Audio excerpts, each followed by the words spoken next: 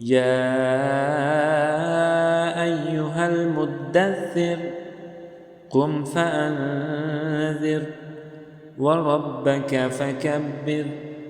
وثيابك فطهر والرجز فاهجر ولا تمنن تستكثر ولربك فاصبر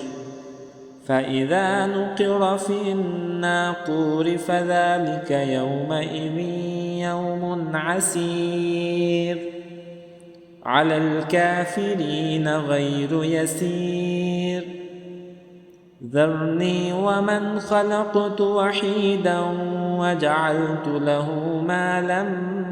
ممدودا وبنين شهودا ومهدت له تمهيدا ثم يطمع أن أزيد كلا إنه كان لآياتنا عنيدا سأرهقه صعودا إنه فكر وقدر فقتل كيف قدر ثم قتل كيف قدر ثم نظر ثم عبس وبسر ثم أدبر واستكبر فقال إن هذا إلا سحر يؤثر إن هذا إلا قول البشر سأصليه سقر وما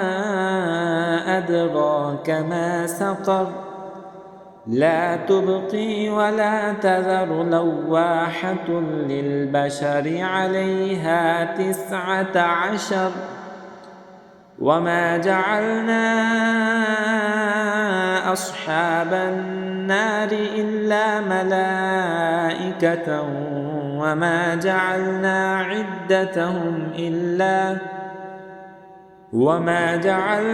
عدتهم إلا فتنة للذين كفروا ليستيقن الذين أوتوا الكتاب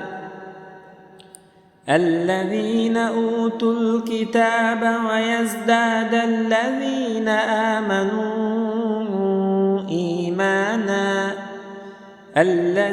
آمنوا إيمانا ولا يرتاب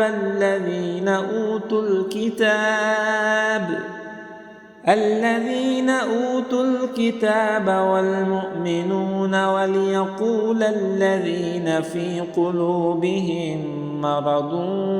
والكافرون ماذا أراد الله بهذا مثلا كذلك يضل الله من يشاء ويهدي من يشاء وما يعلم جنود ربك إلا هو وما هي إلا ذكرى للبشر كلا والقمر والليل إذ أدبر والصبح إذا أسفر إنها لإحدى الكبر نذيرا للبشر لمن شاء منكم أن يتقدم أو يتأخر كل نفس بما كسبت رهينة إلا أصحاب اليمين في جنات يتساءلون عن المجرمين ما سلككم في سقر قالوا لم نك من المصلين ولم نك نطعم المسكين وكنا نخوض مع الخائضين وكنا نكذب بيوم الدين حتى أتانا اليقين فما تنفعهم شفاعة الشافعين فما لهم عن التذكرة معرضين كأنهم حمر مستنفرة فرت من قسورة